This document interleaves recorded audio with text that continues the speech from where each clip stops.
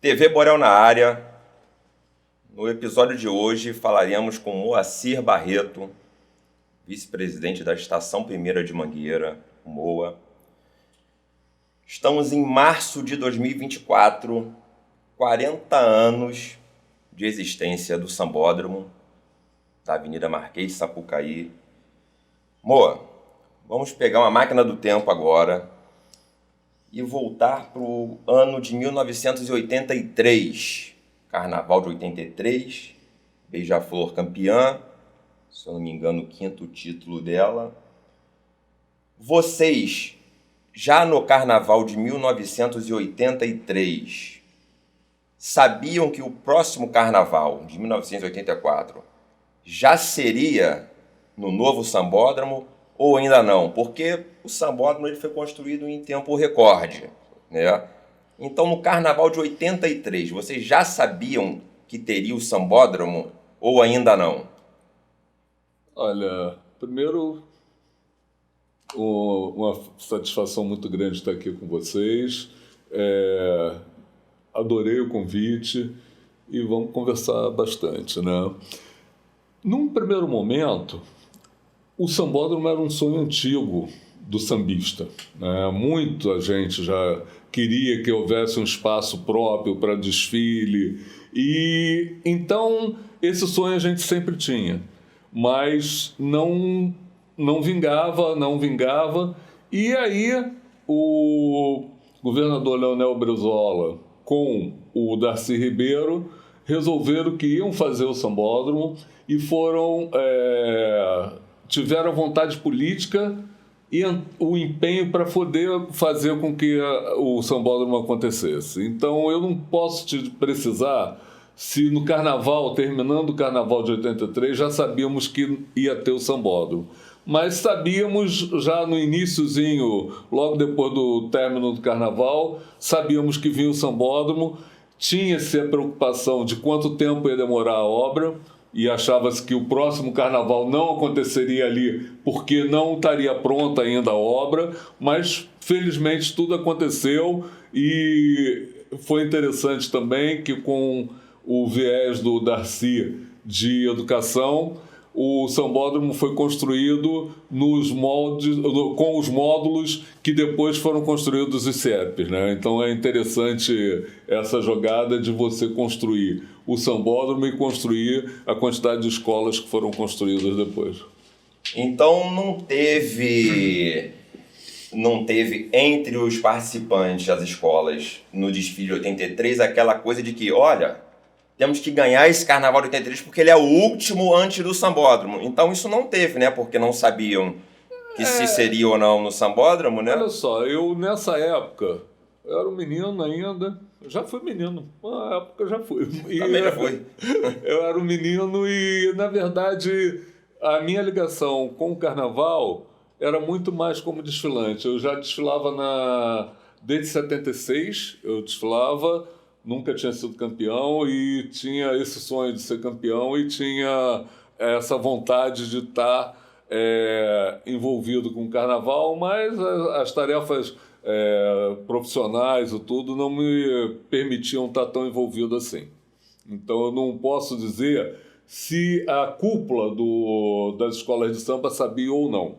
Eu, enquanto sambista, não sabia. Posso falar por mim. Certo. Aí chega então o Carnaval de 1984, o primeiro no Sambódromo, e a Mangueira desfila no segundo dia, na segunda-feira, segundo dia de desfile. Temos a Portela campeã do primeiro dia, e quando a Mangueira entra para desfilar no segundo dia, eu vi que muitos mangueirenses, jornalistas, inclusive, não confiavam muito na Mangueira para levar o título daquele ano. Diziam que a Mangueira não estava preparada para aquele título. A Mangueira começa o desfile de forma avassaladora,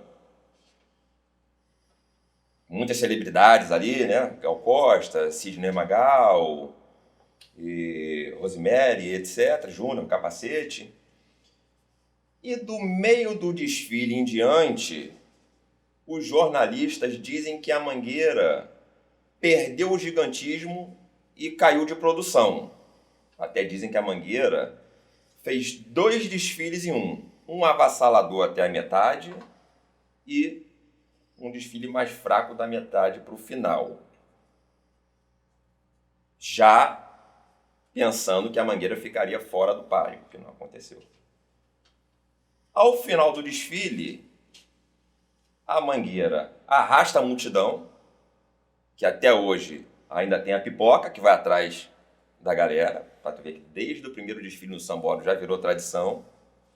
Quando chegam na Praça da Apoteose, a Mangueira resolve voltar. De quem foi essa ideia? Bom, primeiro, antes da gente falar nisso, vamos falar uma coisa que eu acho assim, bem interessante. Teve um teste de som e de luz na Avenida, em 84.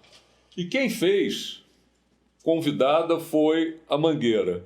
E foi uma coisa muito interessante porque todo mundo queria conhecer o Sambódromo. E não era como hoje o ensaio técnico, que as pessoas vão para a arquibancada, ficam no espaço das frisas, para poder a escola fazer um ensaio de verdade.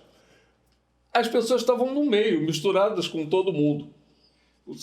Teve gente que botou uma camisa rosa, uma camisa verde, foi para lá e entrou no desfile. Teve gente que foi para lá assistir.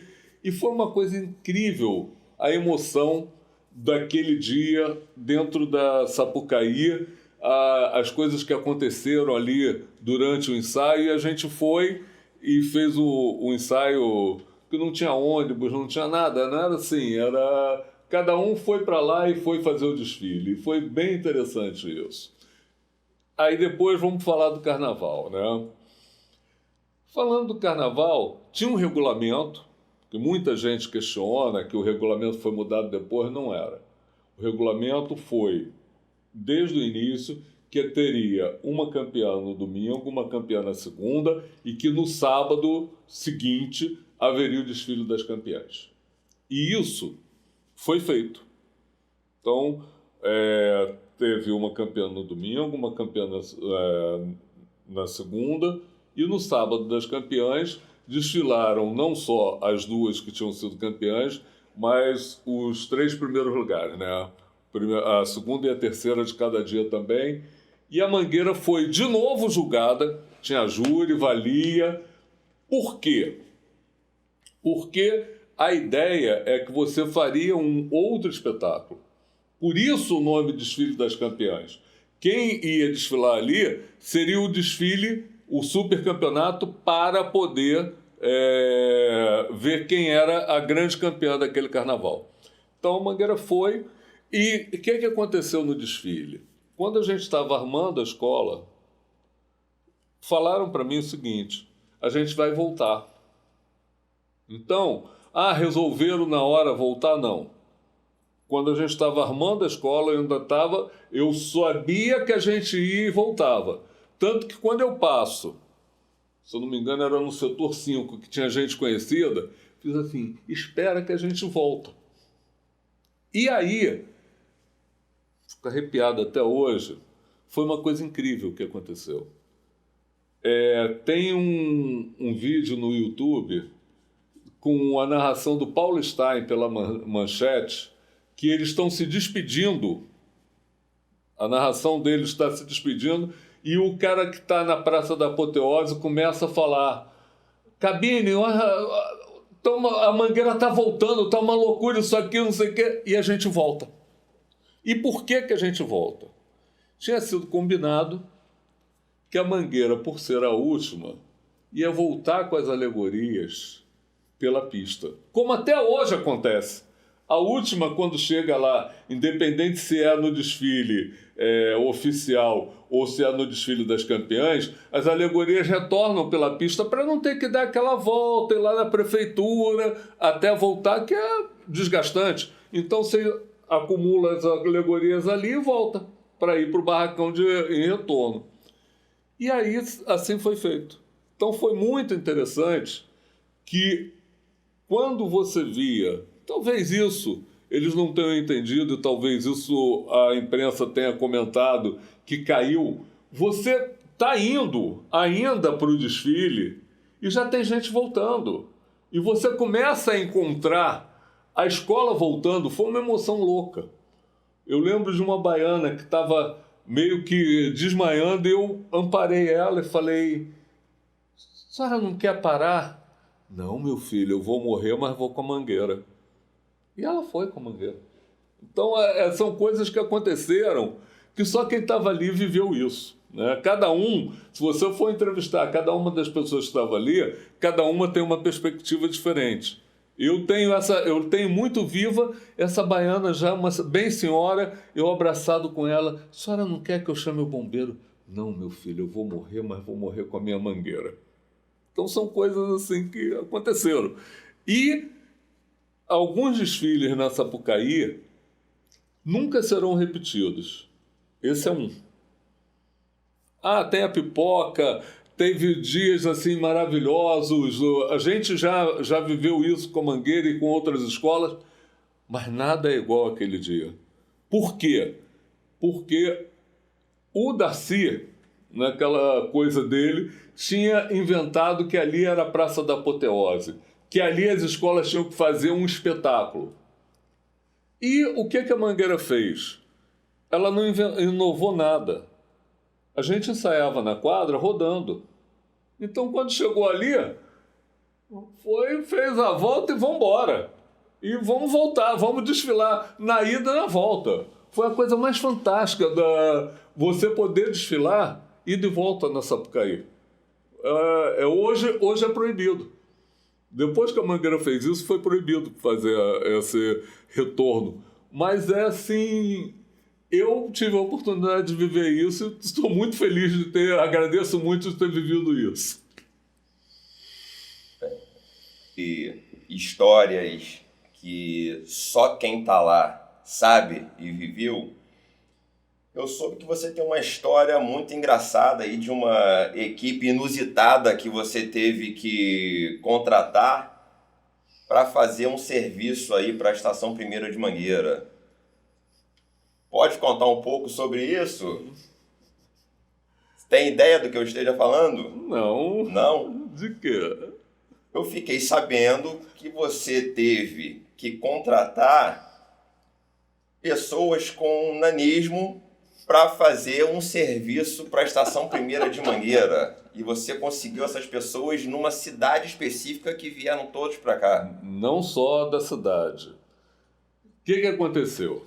Primeiro eu tenho que contar o ano anterior. O ano anterior, a Mangueira estava estreando, foi 2002. Mangueira estava estreando os chassis motorizados. E aí a gente saiu de uma reunião na Mangueira, estava Elmo, Alvinho, Elias, Edson Marcos, Avelino Pacheco, eu, Edson Antero, Celso, estávamos lá, saímos da reunião e fomos tomar um negócio, comer uma coisa, porque a gente sempre fazia isso. Depois da reunião a gente ou ia jantar, ou ia bebericar alguma coisa. E aí chegaram umas amigas de alguém, que eu não lembro de quem era, do grupo, e a pessoa apresentou, não, aqui o pessoal da diretoria da Mangueira. E uma das meninas virou e falou assim, já sei onde eu vou desfilar o ano que vem. Aonde? Na Mangueira. Aí alguém vira e fala assim, só se for de empurradora. Olhou um para a cara do outro. Pode? Pode. Aí fomos consultar o regulamento, não dizia nada, e fomos consultar a presidência da Liga e dissemos, olha, nós estamos querendo fazer isso. Pode. E aí a Mangueira fez uma coisa que a gente vendeu as empurradoras, que é o único lugar onde você pode fazer propaganda é na roupa dos empurradores. A gente vendeu os empurradores para, então, Embratel, ainda empresa brasileira, estatal. Nós vendemos empurradores para Embratel. E era na época, né, que faz um 21, era a Embratel e que ela tinha a Ana Paula Rose, ainda tentamos ver se a Embratel bancava a Ana Paula Rose como destaque num dos carros, como composição, alguma coisa, mas aí não deu certo. Mas eu sei que naquele ano a gente conseguiu, fazendo isso, botando as empurradoras, a gente conseguiu ganhar 8 vezes o que as escolas ganhavam botando homem para empurrar. E botamos só as meninas. E tem uma coisa que eu conheço uma pessoa que, se vê esse podcast, vai falar, falando de mim, esse desgraçado, que era a pessoa da comissão de obrigatoriedade, que ela passou o desfile inteiro querendo que um carro quebrasse. E nessa época eu não a conhecia, depois eu a conheci, no final desse ano eu a conheci, ela veio a ser a mãe do meu filho mais novo. E quando ela falou, vocês... Que ódio que eu tava da Mangueira com as meninas empurrando. Eu falei, qual o problema? Botamos as meninas para que pudesse ganhar mais um dinheirinho, não sei o quê. E se desse problema no carro, se desse problema a gente estava ferrado mesmo, então vamos embora. E aí a gente ia botar todo mundo à mão e ia empurrar. Então essa foi a primeira coisa, a ideia foi essa. A segunda coisa, o ano seguinte... Pô, não dá para botar mulher de novo, todo mundo já está esperando que a Mangueira... Não, e detalhe, as mulheres que nós botamos era só modelo. O carro, o abre-alas, era no mínimo 1,75 m, tinha loura, tinha negra, tinha nipônica, tinha tudo. Botamos o cartão de visita e todos eles eram assim. Tanto que, para não haver nenhum problema... Nós não contratamos ninguém. Nós pedimos a uma empresa, pagamos a uma empresa para poder contratar as empurradoras. E aí não tinha problema, porque você indica alguém. Eu, por acaso, vou e grito com a pessoa que você indicou. Vai arrumar um problema comigo. Você vai arrumar um problema comigo, eu vou arrumar um problema com você. Então, para evitar isso, a gente contratou, pagou e pronto. Foi assim que a coisa funcionou. E aí, no ano seguinte, não dá para ser empurradora de novo, porque senão agora já perdeu a graça. E aí a gente pensou, se a gente botar nãozinho, a gente pode botar nãozinho. Pode. Aí fomos de novo consultar. Pode. Aí fomos fazer a seleção. Aí a primeira seleção foi um rapaz que era ligado a circo aqui do Rio de Janeiro que fez. Aí ele marcou uma reunião ali na Rua de Santana, num daqueles bares ali, e a gente, num sábado, e a gente desesperado fazendo reunião e assim, pô, será que o cara tá levando gente mesmo ou ele tá só a fim de pegar nosso dinheiro, não sei o quê? Aí eu falei, pô, eu sou o menos conhecido, eu vou lá. Aí peguei a moto, fui lá. Aí quando eu cheguei lá, não acabava mais um montão. Aí vi aquele montão de gente lá. Aí cheguei, parei a moto, peguei uma água. Aí virei pro dono do bar. Tanto anão, né? Eles se reúnem sempre aqui. Não, aquele cara ali que está chamando eles para fazer um filme. Falei, tá. Aí saí, passei o rádio, o negócio tá sério mesmo, tem um monte. Mas aí a gente viu que aquele não era suficiente. Aí a Mangueira foi fazer o show de verão em São Paulo. Aí, vou falar do jeito que eu falo, mas Aí na hora, no dia seguinte do show de verão, a gente está no restaurante do hotel. Parecia que tinha fugido os jogadores do jogo de totó. Abriu a porta do elevador, um monte de anãozinho saindo um atrás do outro. E aí puxava a calça da gente, grande, não sei o que. Não é... Mas só que ainda era pouco. E tem uma cidade no interior de Pernambuco onde a população majoritariamente sofre de nanismo. E a gente importou ônibus de lá também. E vieram todos para o Rio. Foi uma coisa assim incrível, uma confusão danada. E aí, o que aconteceu? Essa é a nota mais cômica da história. Tragicômica seria... O nosso abre-alas tinha 75 metros, era uma coisa assim imensa. Pegava um bom pedaço do setor 1, aí o abre-alas está lá parado. Quando o abre-alas está parado, sai um efeito de um tiro, era um forte, aí sai um tiro. E aí aquela fumaça fica para baixo. A fumaça batia mais ou menos até o joelho. Só que a fumaça era tóxica. Para a gente não fazia diferença, mas para os anõezinhos fazia. Aí quando o nosso querido Edson Marco viu aquilo, ele se tocou. Os anões! Aí a gente começou a carregar anão. Tinha 5 pendurados em cada um para tirar os anões. Porque quando estava andando e acontecia isso, o carro continuava. Mas ali no setor 1 estava parado. Era ainda antes do início do desfile. Quando soltou a fumaça, quase que mata os anões todos. Aí, como eu digo, a gente criou um neologismo. Ia fazer um anoncídio. Então, essa é a história dos anões. E para terminar com a história das meninas, a essa vocês todos devem ter visto, em 2019, nós botamos as meninas de novo para empurrar o carro.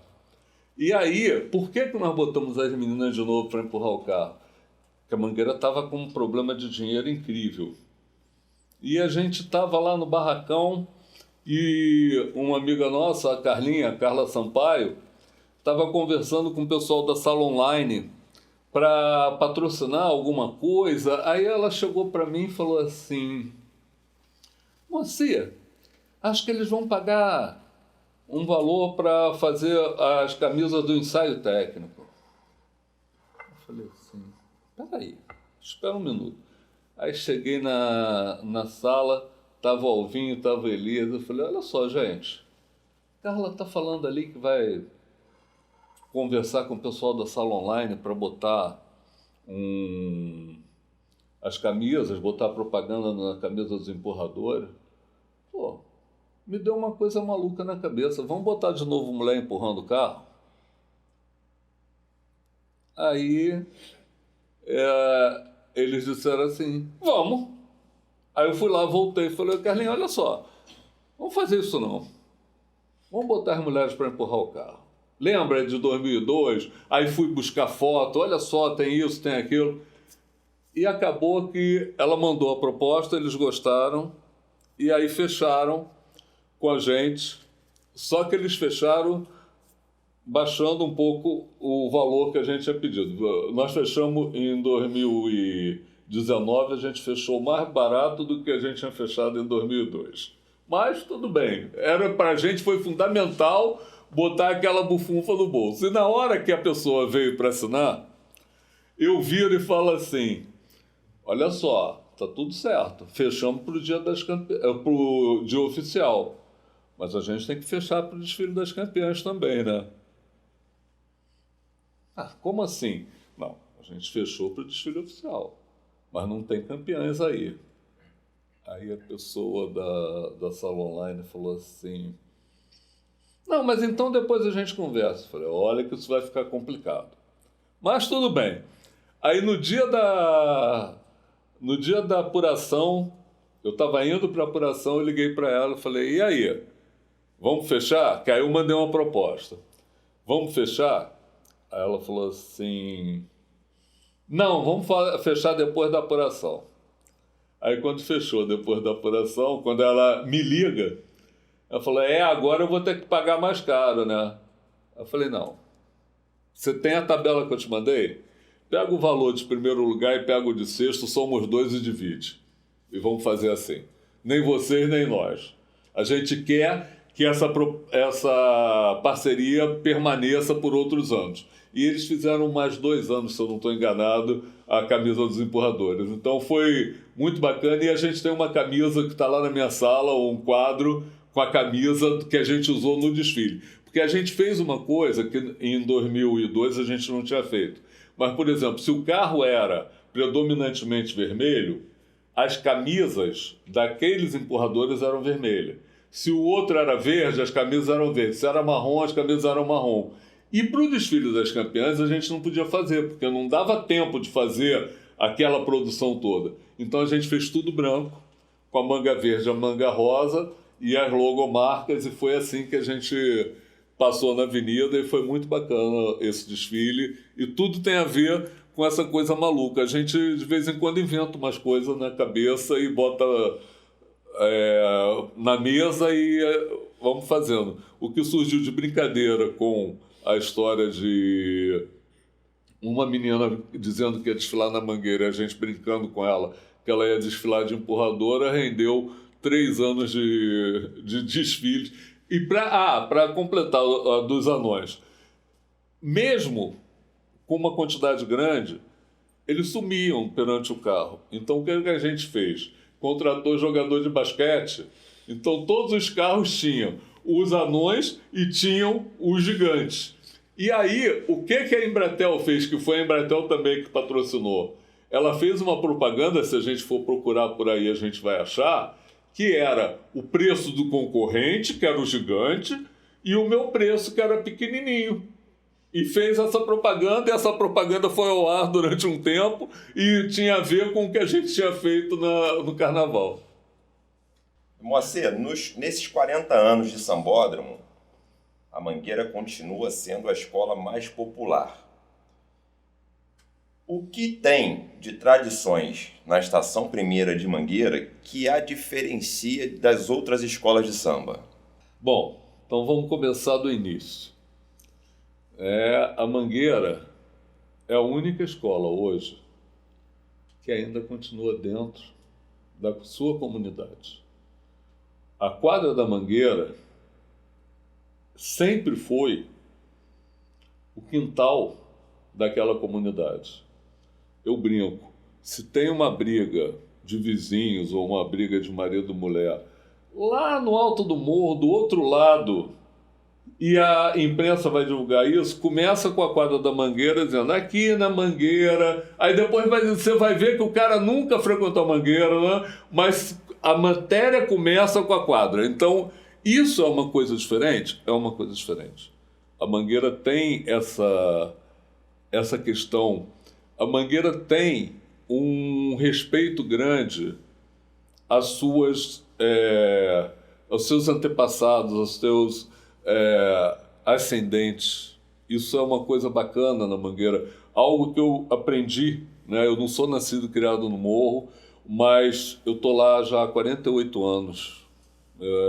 Então, eu aprendi a respeitar, aprendi a viver isso, e a gente sempre teve, seja quem for, a gente tem esse respeito. E, por exemplo, quando o presidente Bill Clinton veio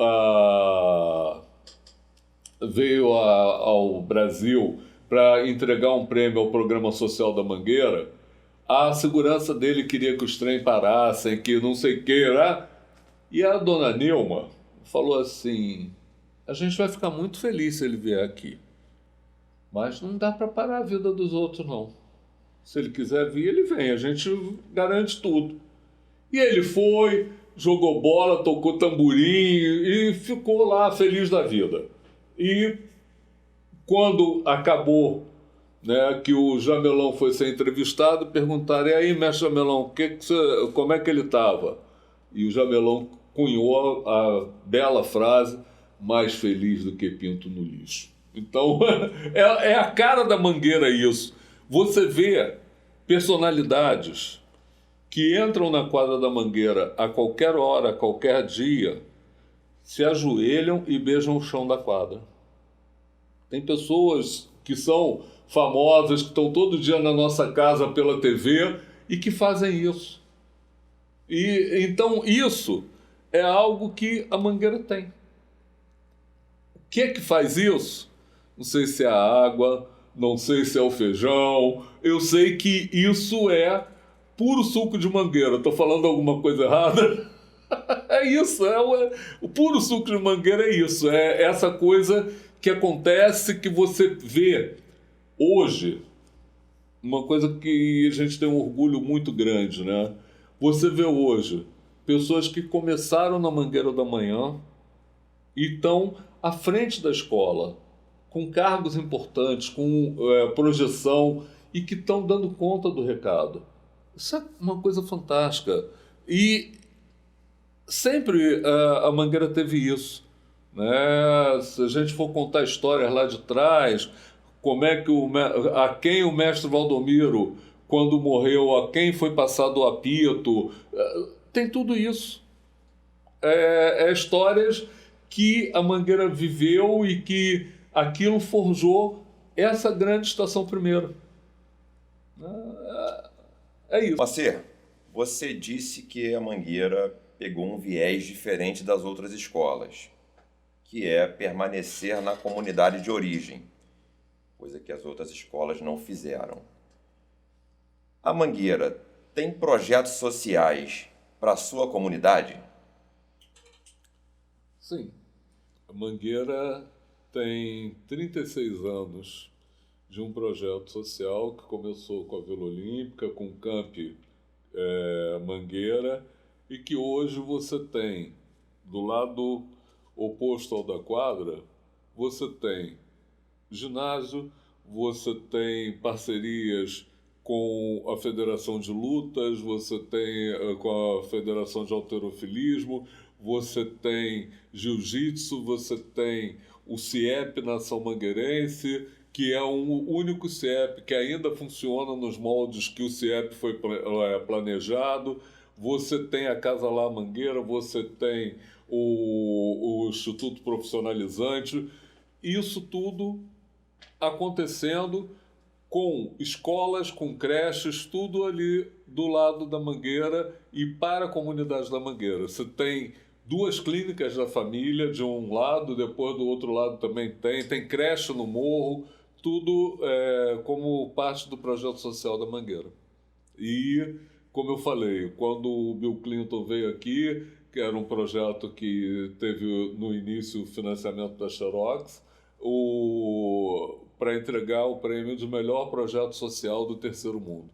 Então, a Mangueira, como eu costumo dizer, e falei isso ontem num evento que teve do Camp Mangueira, e falei isso quando nós recebemos o estandarte de ouro lá no Vivo Rio do melhor projeto social.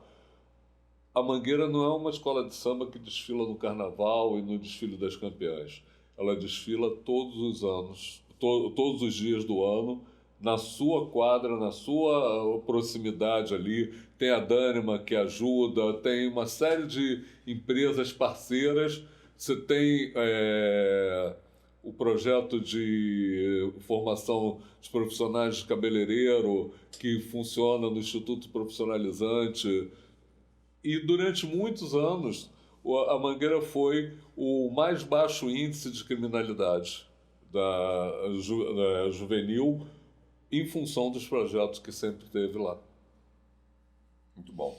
Eu vejo que a Mangueira, ela sempre teve uma preocupação de preservar a sua memória. A Mangueira tem uma memória muito bem preservada. Isso foi ao acaso ou foi uma coisa pensada entre vocês de preservar e manter essa memória e expandir e divulgar? Olha, eu acho que as coisas não acontecem por acaso. Isso foi uma história que foi se formando. Nós já temos, se eu não me engano, 7 ou 8 livros publicados da história da Mangueira. Temos ideias de fazer outros livros. Temos agora pensando no museu digital para que essa memória seja mais acessível ao mundo, né? Porque hoje a gente está no momento do digital, então é importante que essa memória esteja disponível para alguém que está lá no Japão e queira consultar alguma coisa aqui e vai ter acesso. Então a gente está sempre preocupado com isso. Tá. O pessoal do samba, ele é muito caracterizado como... E esse cara aí só escuta samba. Ele é do samba, não vou nem chamar ele aqui para essa festinha, para esse rock, não. O que toca na playlist do Moacir? Moacir só escuta samba ou escuta outra coisa? Não, Moacir não só escuta samba, mas escuta MPB também. E é o que toca. Alguma coisa de jazz, alguma coisa, mas se for parar para ver, é MPB, são os grandes nomes da MPB, Chico, Alcione, Bethânia, Elis, são os grandes nomes, Caetano, Gilberto Gil, Djavan, essas pessoas, e os sambas. É o que está na minha playlist, é o que eu gosto de ouvir, é o que eu gosto de conversar sobre, acho que faz parte. E o que o carnaval representa para a cultura nacional? O que o carnaval representa para a cultura nacional? Eu acho que o carnaval é o Brasil que deu certo ou o Brasil que vai dar certo. Por quê? Porque o carnaval, hoje, é fácil você falar, não, tem que incluir, tem que botar os gays, tem que botar... Só que o carnaval sempre foi inclusivo. Como é que você faz um carnaval se você não tiver os velhos? Porque o carnaval sempre teve essa coisa de bater cabeça para os velhos. O carnaval sempre teve a inclusão. Quando você chega para comprar uma fantasia numa escola, eles não vão te perguntar qual é a tua religião, qual é o teu credo, qual é o teu time de futebol. Eles vão botar você ali e você vai estar do lado de uma pessoa que tem uma visão política inteiramente diferente da tua, mas está ali e está todo mundo irmanado para que a escola consiga um objetivo comum, que é a vitória. Porque, como eu costumo dizer, ninguém vai para o carnaval derrotado. Nenhuma escola. Se você chegar, fizer uma pergunta a todos os presidentes de escola, a todos os componentes, qual é a escola que vai ser campeã? Ah, é a minha. Sempre é a minha. A sua, não, o problema é seu. A minha vai ser campeã. Você vai, quando muito, empatar comigo. Mas é assim que as coisas funcionam. Mas isso também é interessante. A escola de samba, o povo do samba, sabe abaixar a cabeça quando faz besteira e vê que está errado, abaixa a cabeça e diz, não deu certo. É aquela história que eu costumo dizer, né? Pelé foi o maior jogador do século, não sei o quê, mas perdeu pênalti. Zico perdeu pênalti. E é assim. Não é o fato de você ser o melhor que vai fazer com que você não erre. Você erra. Errar é humano. Então, é importante que as pessoas entendam que isso faz parte do processo. Mas as escolas são, para mim, o que deveria ser o Brasil, onde você pode ter a sua religião, ter seu espaço e vai ser respeitado pelo que você é. As pessoas vão dizer, eu gosto dessa pessoa ou não gosto dessa pessoa, pelo que ela é, pelo que ela faz, não pelo que ela acredita, pelo que ela professa. É isso que eu acho que é fundamental no carnaval. A Mangueira 2024, ela já é uma escola que consegue traçar planos e metas para o futuro, a longo prazo, ou ainda vive no aperto, com pouco dinheiro da subvenção, com a dificuldade de captar patrocínios e não dá para fazer esse planejamento a longo prazo? Olha, a gente faz planejamento a longo prazo, só que, na verdade, algo que a gente precisava ter, eu sou uma pessoa que sempre briguei por isso, que a gente precisava ter é um recurso que seja estruturado, que você saiba que vai receber em abril, vai receber em maio, em junho, porque quando acaba o carnaval, acaba também a entrada de recursos da escola. Agora, por exemplo, a escola está parada, está desmontando o barracão, então não está gerando recurso. Aí, o que acontece? Se você não tiver uma gestão que consiga administrar, as contas da escola vão ficar no vermelho. Porque você continua pagando luz, você continua pagando água. Então, se você não tiver deixado uma reserva para fazer esse pagamento, você não consegue. O que você precisava ter? Que os recursos que vêm fossem mais distribuídos ao longo do tempo. Eu já cansei de falar isso e outras pessoas falam muito isso também. Tem um momento no carnaval que não adianta eu chegar e dizer assim, escola X, eu vou te dar 10 milhões. Mas esses 10 milhões vão chegar no dia 31 de janeiro. A escola vai olhar e vai dizer, tá, e aí? Se esses 10 milhões tivessem chegado ao longo do ano, você teria um fluxo de caixa que você poderia administrar melhor. Então a escola poderia fazer, são os mesmos 10 milhões, mas a escola precisaria ter um controle. Não adianta dizer, eu vou te dar lá, porque se ele não chega, ele não vai apagando os incêndios que vão surgindo. Então, o que a gente precisava, primeiro, eu acho que a gente, particularmente no Rio de Janeiro, a gente não pode esquecer nunca do que a gente viveu na administração anterior da cidade. Alguém que usou recurso do carnaval para fazer propaganda contra o carnaval. A gente não pode esquecer nunca. Não cito o nome porque não merece ser citado. Mas o que dizia? Vou botar dinheiro nas creches, vou botar dinheiro não sei aonde e não vou botar no carnaval. Não botou dinheiro no carnaval, nem botou nas creches, não botou leite para as crianças, não botou professor, não botou nada, não melhorou os hospitais, botou o tomógrafo na igreja para poder angariar voto. Então, na verdade, o que a gente precisa é que o carnaval seja encarado como política pública, política de Estado, que seja no nível federal, seja no nível estadual, seja no nível municipal, aonde o recurso que entra, a gente sabe hoje, R$1 investido no carnaval retorna 6 a 8 reais para cada R$1 investido. Então, na verdade, o carnaval não é o grande vilão que rouba o dinheiro, é quem traz o dinheiro.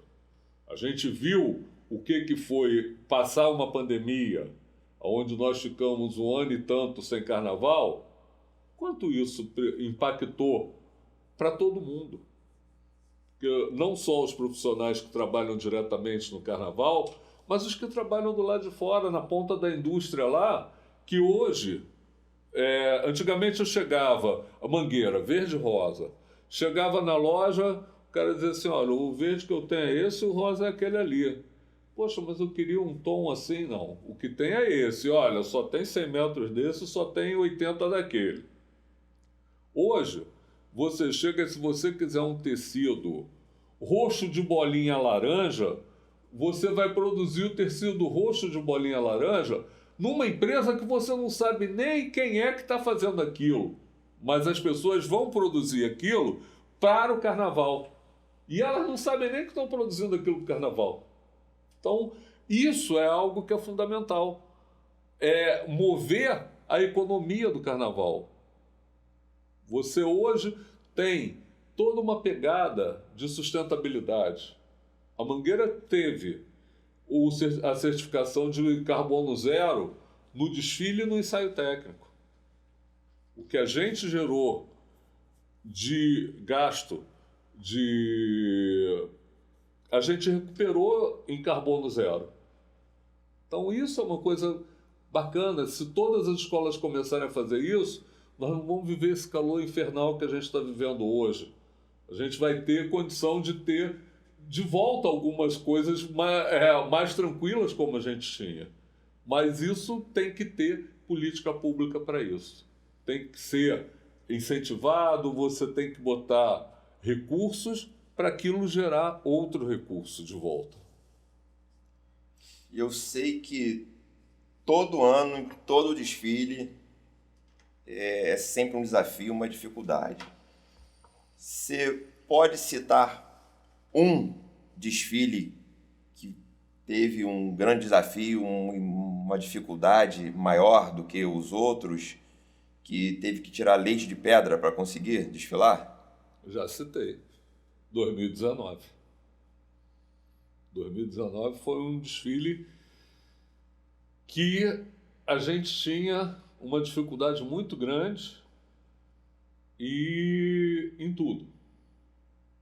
E que a gente conseguiu tirar leite de pedra e mais do que isso. Não só tiramos... Leite de pedra a gente sempre tira, mas não só tiramos leite de pedra, mas como voltamos para casa com título.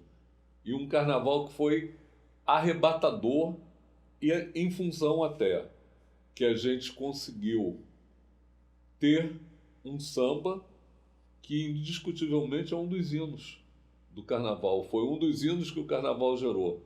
Um samba diferente, é um samba mais curto, um samba bem diferente, mas um samba que foi o grito que a nossa sociedade conseguiu dar contra o estado de coisas que estava se colocando nesse país. Então, foi muito forte aquilo.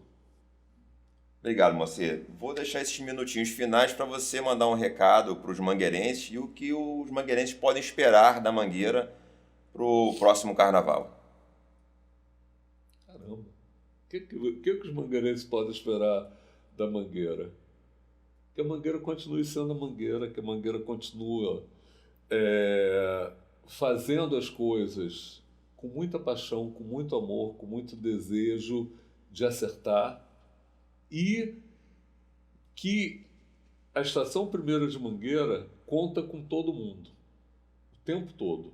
A gente conta com todo mundo porque é importante que a escola esteja unida.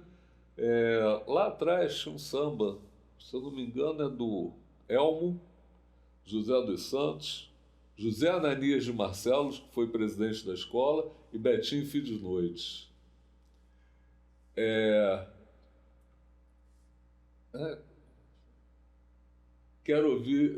Não quero ouvir ninguém dizer que é muito mais mangueira do que eu. Chegou a hora de acabar com a divisão e mostrar que a Mangueira é a nossa nação. É isso aí. A Mangueira é a nossa nação e a gente está junto para trabalhar. Como o Elmo foi presidente durante duas gestões, sempre disse, se você pedir uma gotinha de sangue do mangueirense, você vai encher tonéis e tonéis de sangue, porque a comunidade mangueirense vai lá e vai doar aquela gotinha de sangue que está precisando para dar o gás que a Mangueira precisa. Então é isso. A Mangueira é isso, a Mangueira é emoção, e a gente tenta sempre aliar a emoção com a responsabilidade, com a razão também, para fazer um belo desfile. Muito obrigado. Obrigado aí a vocês.